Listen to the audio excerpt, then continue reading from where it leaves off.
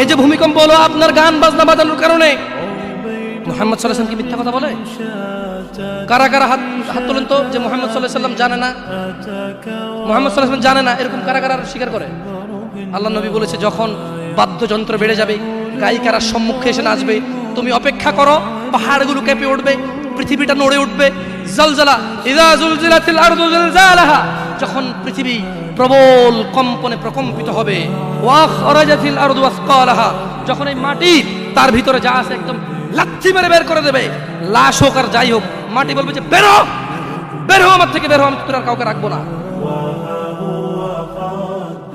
وقال الانسان, মানুষ বলবে মালাহা মালাহা, পৃথিবীটা কি হলো, এই মাটির কি হলো, কেন সে কবরগুলো লাশগুলো বের করে দিচ্ছে, কেন সে স্বর্ণ মতি হীরা মানিক্য বের করে দিচ্ছে, মালাহা, এর কি হলো, কেন পাহাড় নড়ে উঠছে, কেন পাহাড় ভেঙে চূর্ণ বিচূর্ণ হয়ে যাচ্ছে?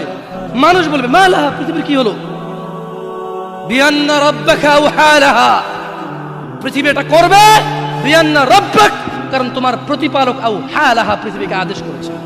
আপনি গান শোনেন, আমি শুনি না, আপনি গান বাজান, আমি বাজাই না। যখন চিটাগং নড়ে উঠলো ভূমিকম্পে, আপনার বাড়ির সাথে আমার বাড়িটাও নড়ছে। বন্ধ করেন এই জুলুম আমাদের উপর, আল্লাহর দিকে তাকিয়ে বন্ধ করেন, আল্লাহর দিকে তাকিয়ে বন্ধ করেন। আপনার বাড়িটা যদি ভেঙে ফেলার ইচ্ছা হয়, বুলডোজারে ভেঙে ফেলেন, কেউ ধরবে? কেউ জিজ্ঞেস করবে আপনাকে? আপনি গান বাজনা শুনে এভাবে পৃথিবীতে বিপর্যয় নিয়ে আসতেছেন।